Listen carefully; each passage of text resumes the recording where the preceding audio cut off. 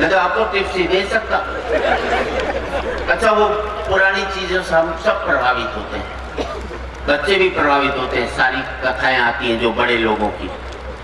बच्चा प्रभावित हो गया तो बाप ने बेटे से पूछा, भाई तैने कल मेरी नाव उल्टी थी? बोले हाँ पिताजी, मैंने आपकी नाव उल्टी थी। तो बाप ने कूट दिया उसे। बेटा बोला, आपने मेरा पूरा कैरियर चौपट कर दिया। बोले क्या मतलब? बोले जॉर्ज वाशिंगटन से उसके बाप ने पूछा था, तैने मेरा पेड़ काटा? जॉर्ज वाशिंगटन ने हाँ भरी और सत्य बोलने पर उसके बाप ने उसे इनाम दिया। आज मैंने सत्य बोला कि मैंने तुम्हारी नाव उल्टी, तो आपने मुझे कूट दिया। जॉर्ज वाशिंगटन अमेरिका का प्रेसिडेंट बना, मैं क्या बनूंगा? मुझे तो कूट दिया, मेरा तो कैरियर चौपट कर दिया। हंसी तो बाप की बात पर आएगी। बाप ने कहा, बेटे वो तो ठीक है, पर जब जॉर्ज वाशिंगटन ने पेड़ काटा था उस समय उसका बाप पेड़ पर बैठा हुआ नहीं था। मैंने तो साढ़े नाव जब उल्टी जब मैं बैठा हुआ था।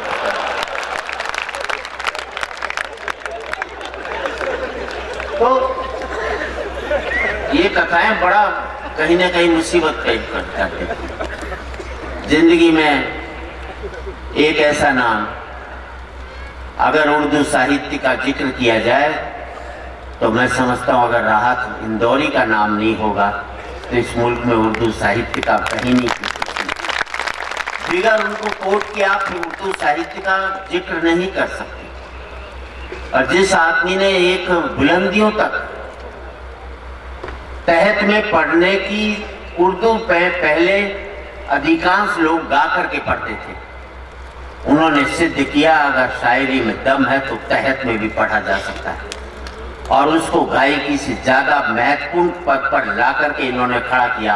आज ये कि उर्दू मुशायरों में 80% लोग तहत में पढ़ने लगे, जिसकी एकमात्र मैं मानता हूँ कि राहत इंदौरी साहब इसकी वजह से।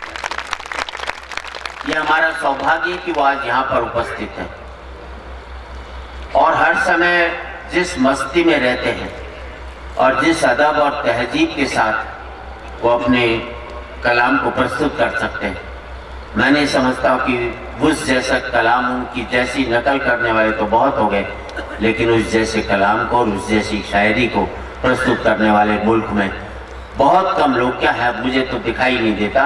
मैं बड़े आदर के साथ आदरणीय राहत इंदौरी जी को इन शब्दों के साथ बुला रहा हूँ कि तुम्हें हम तुम्हारी कसम जानते हैं मगर खुद को तुमसे भी कम जानते हैं, और किसको किससे मोहब्बत कितनी ना तुम जानते हो ना हम जानते हैं। भरपूर तालियों से स्वागत करें उर्दू के एक महान व्यक्ति, उर्दू शायरी का एक बड़ा नाम, भाई राहत इंदौरी।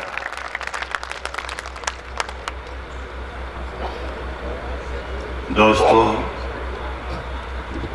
मुझे सुबह किसी ने बताया कि मैं इससे पहले भी एक आध मरतबा इस शहर से करने आ चुका हूँ, लेकिन सच्चाई है कि होश में मैं पहली बार ही आया हूँ।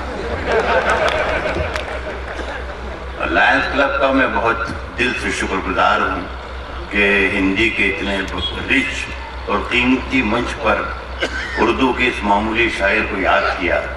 ये सिर्फ राहत इंदौरी का सम्मान यहाँ सीकर में नहीं हो रहा है, बल्कि पूरे उर्दू समाज का सम्मान है।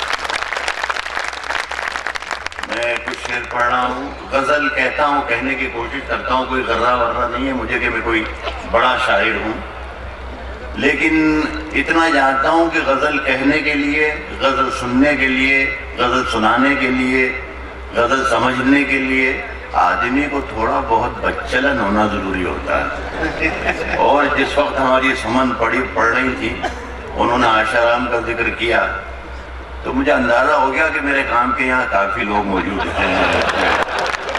मैं कोशिश करता हूँ आप लोगों के साथ चलने की, और मैं जरा संकोची किस्म का आदमी हूँ, मैं कह नहीं पाऊंगा कि तालियां बजाइए या दाद दीजिए ये, पर मुझे ऐसा लगे कि मैं जो कुछ कह रहा हूँ आप तक पहुँच रहा हूँ तो ठीक रहेगा, मेरे लिए ठीक रहेगा। आप इजाजत दीजिए। जी भाई साहब। पहला शेर जो मैं पढ़ रहा हूँ नौजवानों के लिए है, बुजुर्ग भी इसमें पार्टिसिपेट कर सकते हैं, सुन सकते हैं, लेकिन इस पर अमल ना करें बुजुर्ग तो ज्यादा अच्छा। नौजवानों को खुली छूट है कि वो जब चाहे शुरू कर सकते हैं। कह रहा हूं कि राज जो कुछ हो इशारों में बता भी देना। राज जो कुछ हो इशारों में बता भी देना। हाथ जब उससे मिलाना तो दबा भी देना।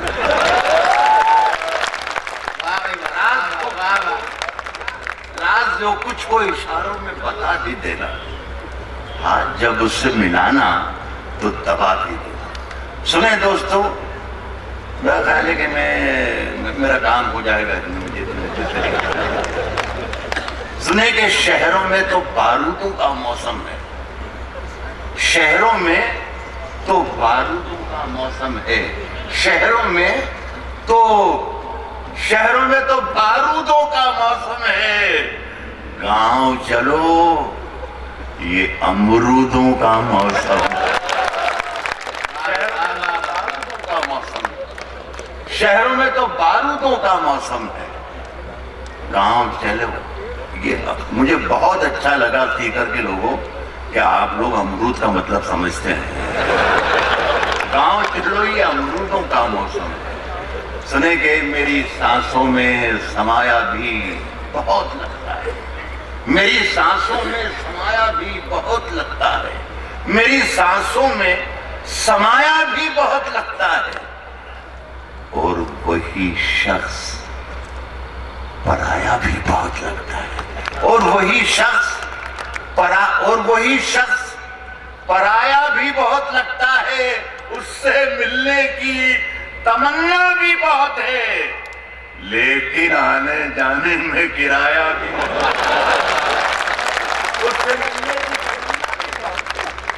उससे मिलने की तमन्ना भी बहुत है।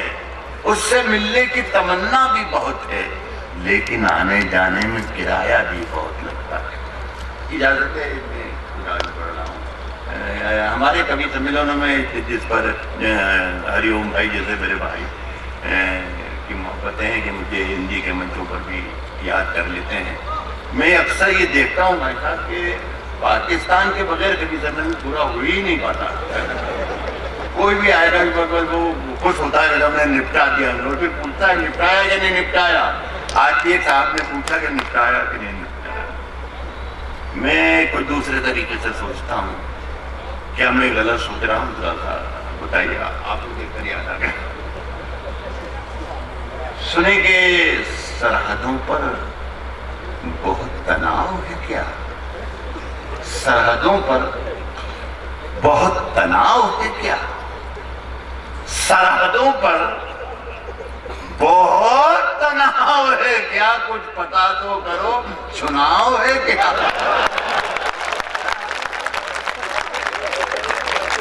सरहदों पर बहुत तनाव है क्या? सरहदों पर बहुत तनाव है क्या? कुछ पता तो करो, कुछ पता तो करो, चुनाव है क्या? अगर निपटाना ही हो तो उर्दू शायरी इस तरीके से निपटाती है कि चांद सूरज सितारे चांद मेरे साथ में रहे।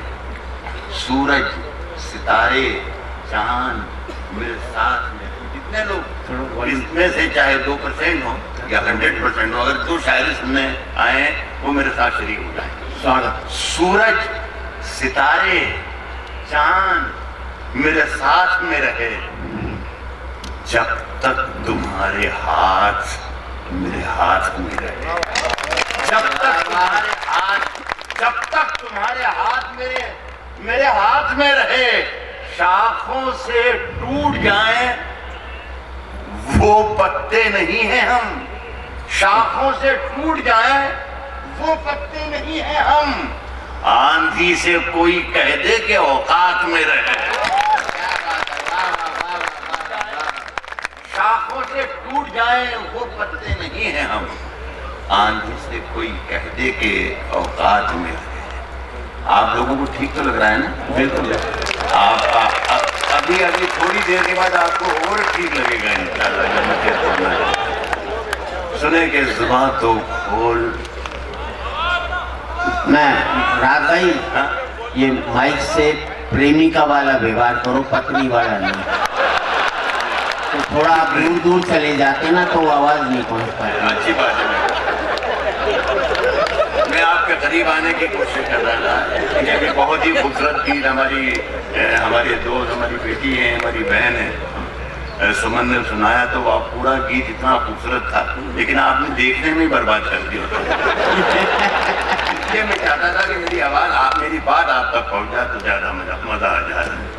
समंदरों के सफर में हवा चलाता है, समंदरों के सफर में हवा चलाता है, समंदरों के सफर में हवा चलाता है, समंदरों के सफर में हवा चलाता है। जहाज खुद नहीं चलते, खुदा चलाता है। जहाज खुद नहीं चलते, जहाज खुद नहीं चलते, खुदा चलाता है। तुझे खबर नहीं, मेले में घूमने वाले तेरी दुकान कोई दूसरा चलाता है। तुझे खबर नहीं। वाह वाह वाह। सीकर के बहुत शरीफ लोगों, दुकान का मतलब कुछ गलत मत निकालो। दुकान का मतलब सिर्फ दुकान है। तुझे खबर नहीं, मेले में घूमने वाले तेरी दुकान कोई दूसरा चलाता है, और हम अपने बूढ़े चरागों पे खूब इतराए।